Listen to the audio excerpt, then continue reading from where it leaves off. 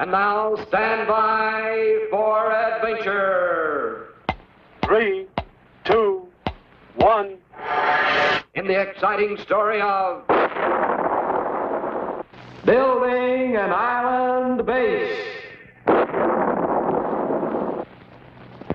Once Colonel Bleeps and his friends were back on 00 Island, little Squeak could wait no longer to build a home. In fact, Squeak had already drawn a sketch of the kind of house he dreamed of, with picket fence and a garden for flowers and vegetables. But how can you build a house without the tools of the carpenter's trade? You know, a carpenter is an expert in the use of hammers and saws and planes and chisels.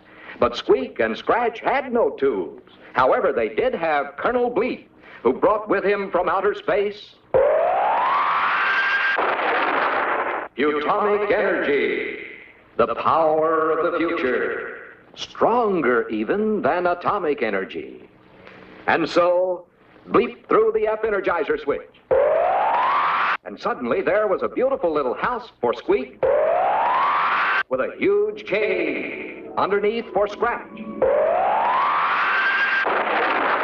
And completely covering the entire island was a gigantic plastic-like dome to protect them from bad weather and insects, and which would also serve as a giant laboratory for Bleep's experiments and research.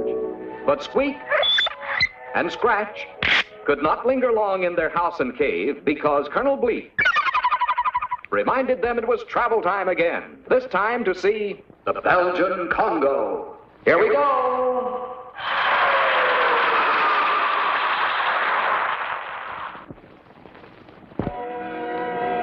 Looking down on the continent of Africa from high in the sky, Bleep, Squeak, and Scratch see that the Belgian Congo looks something like an ivy leaf. The stem touches the Atlantic Ocean on the west, and the central vein of the leaf is formed by the Congo River, which curves some 3,000 miles into the interior and is the only river in the world that crosses the equator twice. The capital city of Leopoldville is a modern, busy river port.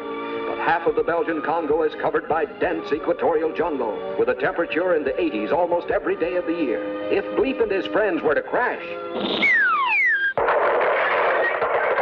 in this land, they would find jungles that are almost useless to man.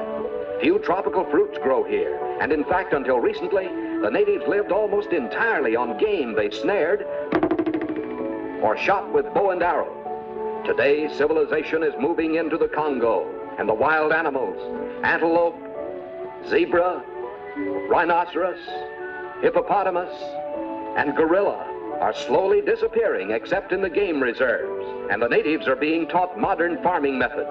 The Belgian Congo was first opened to Europeans by Henry Morton Stanley, the American newspaper man. The same Mr. Stanley who said, "Dr. Livingston, I presume."